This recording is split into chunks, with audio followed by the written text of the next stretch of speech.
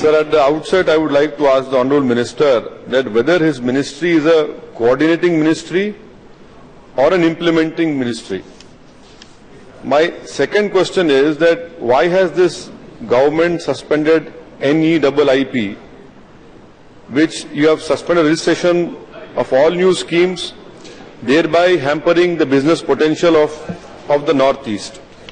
My third question to the Honourable Minister, sir, is about in NLCPR.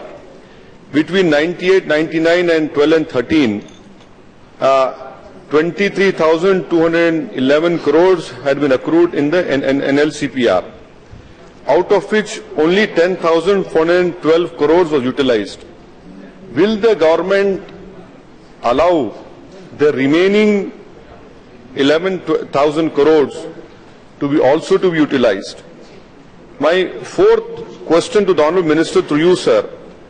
If you see, sir, in the last few years, the actual expenditure in NLCPR has been lower than the budget estimates. For example, in 13-14, 112 projects were sanctioned. Cost of project was 1,583 crores, and funds released were only 619 crores. I can go on and go on, but these are the figures which I am quoting to the Honourable Minister. My fifth question to the Honourable Minister through you, sir, is that in the delays in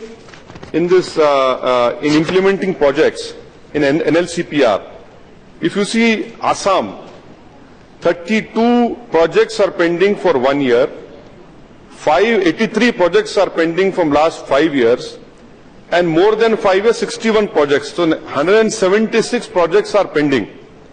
And because of the delayed project, the cost of delayed project in Assam now has gone up to 1,341 crores. Now, I know that you have come to government in 2 years, but there is a list of projects which are pending. 49 projects are pending from last 5 years in Arunachal Pradesh. You come to Manipur, 54, Meghalaya 35, Mizoram 33, Sikkim 29, Tripura 25. So there are a huge number of projects in northeast states, the highest being in Assam and then Arunachal Pradesh. And may I request the Honourable Minister that is he willing to examine that the state governments do not have the capacity to really make all those investigation reports, which leads to cost of escalation of projects and delay. So I know the government has said that we have simplified the procedure, but can more be done to ensure that these projects, they are taken off from the ground and something worthwhile is done? When it comes to expenditure priorities of Northeast NEC, sir, we see that there are many youths from Northeast because of lack of premium education institutes are not there. To further the education prospects, there is a migration. But what is this government going to do, apart from one IIT, one IIM is there, to establish more universities? And this focus only on transport, communication, power, renewable energy is not going to help. It is good, I say, but more needs to be done on the education field. Will this government focus more on education to ensure that these funds are utilized? And my last point to you, the last question to the Honourable Minister, sir, the river projects in Northeast. China has started Zangmu hydropower. We know that under this doctrine of prior appropriation, the first use of water will accrue to China. We have awarded 14 hydropower projects. Out of that, only one has cleared the environment clearance. Now, sir, if from 2008 to 2010, 25 projects were put on bidding block.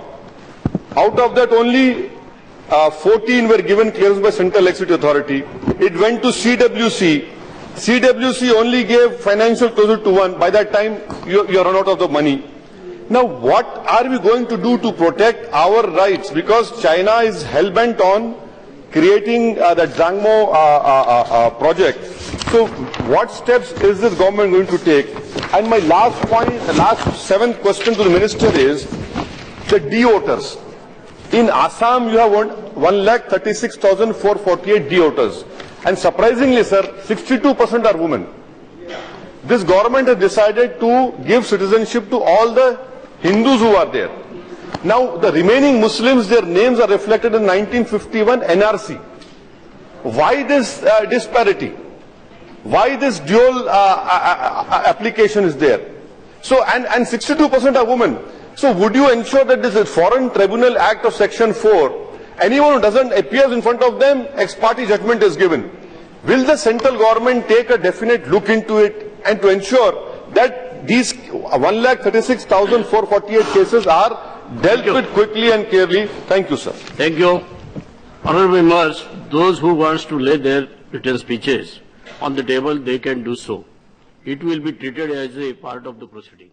Bhagat Singh को एक आतंकवादी के रूप में दिखाना और राहुल गांधी जी को एक करिश्माई नेतृत्व के रूप में दिखाना और उसके रूप में मैडम, ये मैं नहीं कह रहा मैडम, ये देखिए मैडम, ये इसके ऊपर लिखा, मैडम इसके ऊपर बच्चों से पूछा जाता है।